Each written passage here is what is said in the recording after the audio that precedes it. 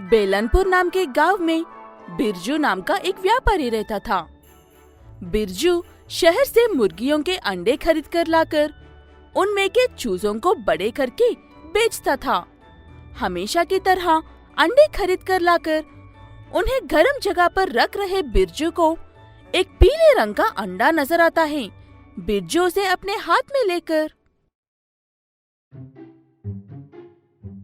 एक कैसा अंडा है? इस पर किसी ने पेंट किया है या पहले से ही ऐसी ही है? जो भी हो, इसे अपने पास रख लेता हूँ। ये कहते हुए बाकी अंडों को हमेशा की जगह पर छोड़कर उस पीले रंग के अंडे को अपने साथ लेकर जाता है।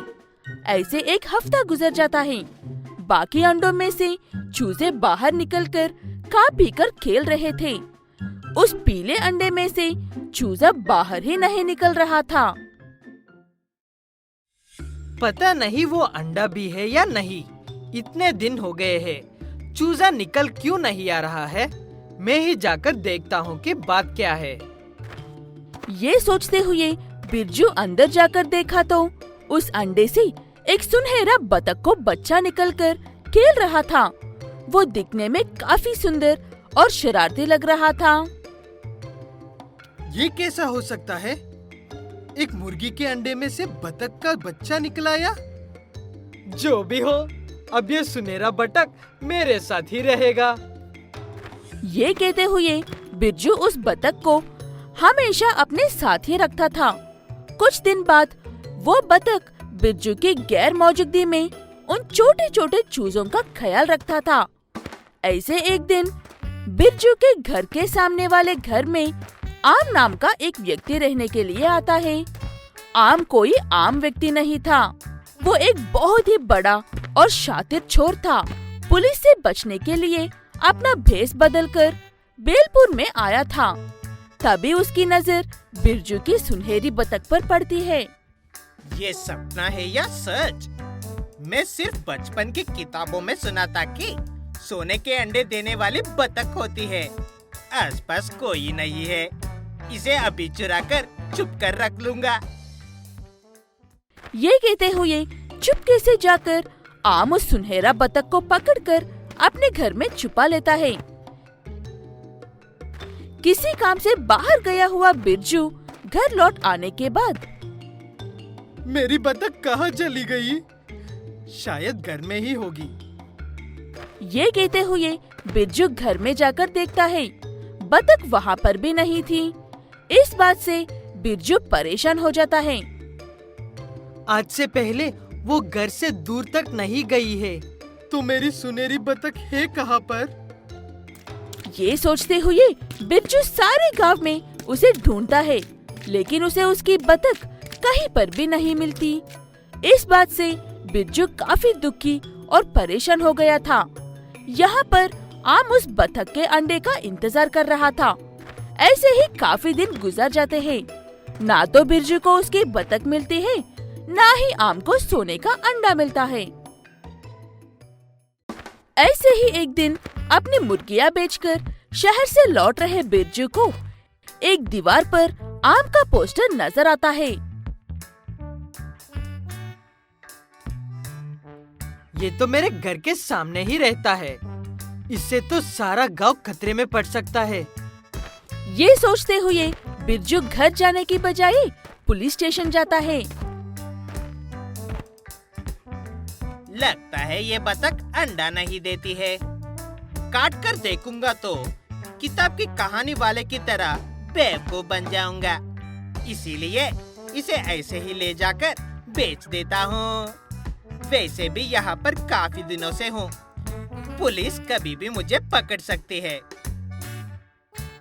ये कहते हुए आम उस सुनहरी बतख को एक बस्ते में डालकर वहाँ से निकल ही रहा था कि तभी वहाँ पर बिरजू पुलिस वालों के साथ आता है। पुलिस वाले उसे पकड़कर अच्छे से पिटाई करते हैं और उस बस्ते में क्या है खोलकर देखते हैं। उसमें बिरजू की वो सुनहरी बतख थी। उसे देखकर बिरजू, ये तो मेरी बतख है। कितना परेशान हुआ था मैं इसके लिए। कमबख्त, तूने चुराया था इसे। इसीलिए कहते हैं, जो अच्छा सोचता है उसके साथ अच्छा ही होता है, और जो अपने स्वार्थ के लिए दूसरों को धोखा देता है उसके साथ हमेशा बुरा ही होता है। अदरकपुर नाम के गांव में रंगा नाम का एक व्यक्ति रहता था, जो अपनी बैलगाड़ी पर सामान को इस गांव से उस गांव पहुंचने का काम करता था। उसके पास एक गाय थी और एक बैल। गाय का दूध एक बड़ी सी गाड़ी वाला आकर दूध खरीद कर ले जाता था। ऐसे गाय का दूध बेचकर और बैल से सामान पहुंचने का काम करके रंगा अपनी पत्नी के साथ जिंदगी गुजार रहा था। शादी के 10 साल के बाद भी बच्चे ना होने की वजह से रंगा की पत्नी देवी को बच्चों से काफी लगाव था, फिर चाहे वो इंसान की हो या किसी जानवर की। क्या बात है जी, परेशान लग रहे हो? तुम्हें याद है ना, हम पिछले साल जमींदार से कर्जा लिया था। वो कर्जा लौटाने का समय आ गया है। इसमें चिंता करने वाली क्या बात है? कुछ दिन हम अपने खर्चे कम कर लेंगे। तुम जमींदार के पैसे लौटा दो। राजा की तबीयत खराब है। वो कुछ दिनों तक बैल खींचने का धूर ठीक से चल भी नहीं पाएगा। इसीलिए मैं ये सोच रहा था कि हम रानी को बेच देते हैं। ये आप कैसी बातें कर रहे हो? माना कि हमने उस बैल को बाद में खरीदा था, लेकिन वो गाय उसके जन्म से यही रहती है। हम उसे किसी भी कीमत पर नहीं बेच सकते हैं, वो भी ऐसे समय में तो बिल्कुल भी नहीं। ऐसे कैसे समय में क्या हुआ है उसे? वो गर्भवती है। भले ही वो एक गाय है, लेकिन हमने कभी भी उसे किसी चीज की कमी नहीं होने दी है। मुझे पूरा विश्वास है कि वो जमींदार उसका बिल्कुल भी ख्याल नहीं रख पाएगा। ऐसी बात है तो मुझे राजा को ही बेचना होगा, पहले थोड़ा ठीक हो जाए। ये कहते हुए रंगा वहाँ से चला जाता है, लेकिन वहीं पास में तबेले में खड़ी वो गाय रंगा और देवी की बातें सुनकर काफी दुखी हो जाती है। कुछ भी करके रंगा को उस बैल को बेचने से रोकने की कोशिश करती है। इसीलिए वो गाय बार बार जाकर बैलगाड़ी के सामने खड़ी हो रही थी। जितनी भी बार वो गाय बैल के पास जाकर खड़ी होती थी, उतनी बार रंगा या देवी उसे वहाँ से वापस लेकर आते थे। ऐसे एक दिन में कई बार होता है। रानी को आखिर हो क्या गया है? बार बार ऐसे जिद क्यों कर रही है? लगता है ये राजा का काम करना चाहती है। बैलगाड़ी खींचना चाह रहा होगी शायद। इस बारे में सोचना भी मत रंगा। मैंने पहले ही कह दिया है तुमसे कि वो गर्भवती है। वो गाय अपने आप ही जैसे तैसे करके उस बैलगाड़ी को अपने ऊपर बिठा लेती है और बाजार में चली जाती है। बाजार में लोग रंगा की बैलगाड़ी को पहचानते थे, इसलिए वो लोग गाड़ी को सामान से भर देते हैं। रानी जब छोटी थी तब रंगा उसे भी ऐसे अपने साथ लेकर जाता था, इसलिए रानी को पता था कि सामान कहाँ पर लेकर जाना है। रानी अकेले ही इस गांव के बाजार से उस गांव के बाजार में राजा बैल से ज्यादा चक्कर लगाती है। ऐसे शाम हो जाती है और रानी थक कर बेहोश हो जाती है। सुबह से रानी को ढूंढ रहे रंगा और देवी बाजार में पड़ी हुई रानी को देखते हैं। ये लो रंगा, तुम्हारे आज के पैसे।